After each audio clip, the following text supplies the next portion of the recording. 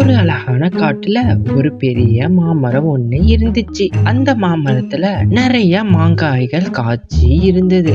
அதுல ஒரே ஒரு மாங்காய் மட்டும் பழுத்து இருந்துச்சு. அதனால அந்த மரத்துல இருந்து ரொம்ப அருமையான மனம் வந்துச்சு. மத்த மாங்காய்களை விட வித்தியாசமா இருக்கிறதுனால அந்த மாம்பழம் கர்வம் அதிகமாவே இருந்துச்சு. ஆஹா, என்னோட நிறம் தங்கம் போல ஜொலிக்குது. அது மட்டும் இல்ல, என்கிட்டேந்து அருமையான நிறைய மனம் கூட வீசுது. ஏய் பச்சை மாங்காயே, என்னை பார்த்தாயா? நான் எவ்வளவு அழகாகவும் எவ்வளவு நறுமணமாகவும் இருக்கிறேன்னு. ஆமாம், பார்ப்பதற்கு மிகவும் அழகாத்தான் இருக்கிறீங்க. நான் இன்னும் கொஞ்ச நாட்கள்ல நானும் உன்னை போலே ஆகிடுவேன். என்ன நீ என்ன சொன்ன? அது மட்டும் நடக்கவே நடக்காது.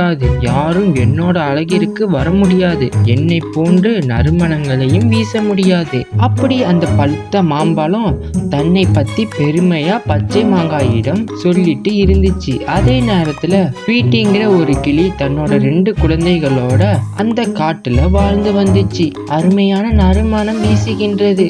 அநேகமா பெரிய மரத்துல இருக்கிற மாங்காய் பழுத்திருக்கும் நினைக்கிறேன். குழந்தைகளா, நான் உங்களுக்காக சாப்பிட்றதுக்காக அந்த மாம்பழத்தை கொண்டு வரேன். பழங்கள் சாப்பிட்றதுக்கு எப்படி இருக்கும்? ருசியா இருக்குமா? ஆமா, பழங்கள் சாப்பிட்றதுக்கு ரொம்ப இனிப்பா இருக்கும். நிச்சயம் அது உங்களுக்கு ரொம்பவே பிடிக்கும். 2 பேருக்காகவும் அந்த மாம்பழத்தை நான் பறிச்சிட்டு வரேன் அப்படின்னு சொன்ன டிவிட்டி கிளி அந்த மாம்பழத்தை பறிக்கிறதுக்காக பெரிய மரத்துக்கிட்ட போச்சு.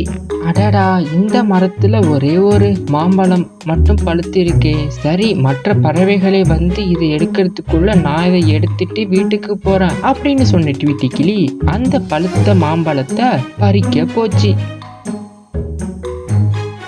ஏய் கிளியே, எதுக்காக என் பக்கத்துல வந்த? என்ன நீ சாப்பிட போறியா? ஆமாம் மாம்பழமே, என் குழந்தைகளுக்கு உணவாக உங்களை கொடுக்க போகிறேன். எவ்வளவு தைரியம் உனக்கு?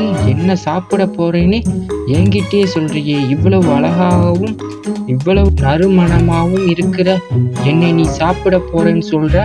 நான் அதுக்கு அனுமதிக்கவே மாட்டேன். பறவைகளாகிய நாங்கள் உங்களை சாப்பிட்டா உங்கள் விதைகளிலிருந்து இன்னும் அதிக மரங்கள் வளரும். அதுதான் உங்களுக்கே பெருமை. போதும் போதும், நிறுத்து. உன்னோட ஆலோசனை கேட்க எனக்கு இஷ்டம் இல்லை. நீ இங்கேருந்து போய்விடு. உன்னை எனக்கு சாப்பிடவே அனுமதிக்க மாட்டேன். அழகான சின்ன குருவி, இந்த மாம்பழம் எப்பவுமே இப்படித்தான் எல்லாரிடமும் கர்வமாக நடந்து கொள்ளும். நீ கவலைப்படாத. இன்னும் சில தினங்களில் நானும் பழுத்து விடுவேன். அப்போ நீ என்னை தாராளமாக என்னை சாப்பிடலாம். பச்சை மாங்காயே, உங்களுக்கு ரொம்ப நன்றி. நீங்க ரொம்ப நல்லவங்க. இப்போது என் குழந்தைகளுக்கு வேற எங்கேயாவது தானியங்களை எடுத்துட்டு போறேன். ட்வீட்டி கிளியோ காட்டுல கிடைக்கிற மற்ற தானியங்களை எடுத்துட்டு வீட்டுக்கு பறந்து போச்சு. தூரத்துல தன்னோட அம்மா பறந்து வர்றத பார்த்த குழந்தைங்க ரொம்ப சந்தோஷப்பட்டாங்க. மாம்பழங்கள் எங்க? நீங்க மாம்பழங்கள் கொண்டு வரேன் தானே சொன்னீங்க? ஆமா, ஆனா அந்த மரத்துல ஒரே ஒரு மாம்பழம் மட்டுமே தான் இருக்கு. மீதி எல்லாம் பச்சை மாங்காயா தான் இருக்கு. அந்த மாம்பழம் கொஞ்சம் கர்வமா இருக்கு. அதனால என்ன பறிக்க அனுமதிக்க மாட்டேங்குது. கொஞ்ச நாள் கழிச்சு உங்களுக்கு நிறைய மாம்பழங்கள் கொண்டு வந்து தரேன் அப்படின்னு ட்வீட்டி கிளி சொன்னதுமே அந்த குழந்தைங்க அந்த தானியங்களை சாப்பிட ஆரம்பிச்சிச்சு. இப்படியே 2 நாட்கள் கழிச்சு அந்த மரத்துல பச்சை மாங்காயும் பழுத்திடுச்சு. அந்த மாம்பழம் சந்தோஷமா இருந்துச்சு. ஏய் பழுத்த மாம்பழமே, நீ பழுத்து 3 நாட்கள் ஆகிவிட்டது. இன்னும் சில தினங்களில் போனால் உன்னோட அழகும் சுவையும் மாறிவிடும். பிறகு எந்த பறவைகளும் சாப்பிட மாட்டார்கள். நீ பெரிய பறவைகளுக்கும் அழகான பறவைகளுக்கும் காத்திருக்காமல் பசியோட வரும் பறவைகளுக்கு உணவாக மாறிவிடு. ஏய் மாங்கா, உனக்கு என்ன திமிர்? நீ இன்னைக்கு தான் மாறி இருக்க. நீ எனக்கே ஆலோசனை தெரியா? உன் வேலையை மட்டும் நீ பாரு. பக்கத்துல வந்த அந்த பறவை 2 மாம்பழத்தையும் பார்த்துட்டு இருந்துச்சு. அழகான கிளியே, உங்களுக்கு உணவாக இருப்பதில் நான் ரொம்ப பெருமைப்படுகிறேன். தாராளமாக என்னை எடுத்துட்டு கொள்ளலாம். அழகிய பறவையே, உங்களுக்கு உணவாவதில் நான் ரொம்ப சந்தோஷப்படுகிறேன். நீங்களும் தாராளமாக என்னை எடுத்துக்கொள்ளலாம். உங்கள் பசியை போக்கி மறுபடியும் இந்த உலகில் ஒரு மாமரமாக உருவெடுப்பேன். அதை நினைத்து நான் மிகவும் சந்தோஷப்படுவேன். அழகிய மாம்பழமே, உன்னை விட உனக்கு பக்கத்தில் இருக்கும் மாம்பழம் அதிகமாக நன்றாக பழுத்திருக்கிறது. மிகவும் சுவையை தரும் உன் பக்கத்தில் இருக்கும் மாம்பழத்தை பறிக்க விரும்புகிறேன். ஏய் அசிங்கமான பறவையே, உனக்கு எவ்வளவு பெரிய ஆசை, எவ்வளவு அசிங்கமாய் இருக்கும். நீ என்னை போன்று ஒரு அழகான மாம்பழத்தை சாப்பிட விரும்புவாயா?